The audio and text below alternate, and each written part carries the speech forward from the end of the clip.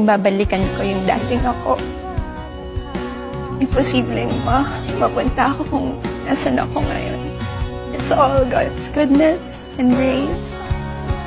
Yung journey ko is a testament to God's grace and faithfulness.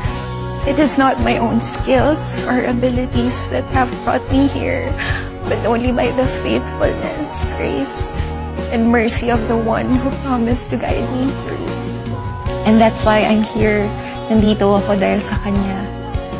Nandito ako sharing His goodness because of Him.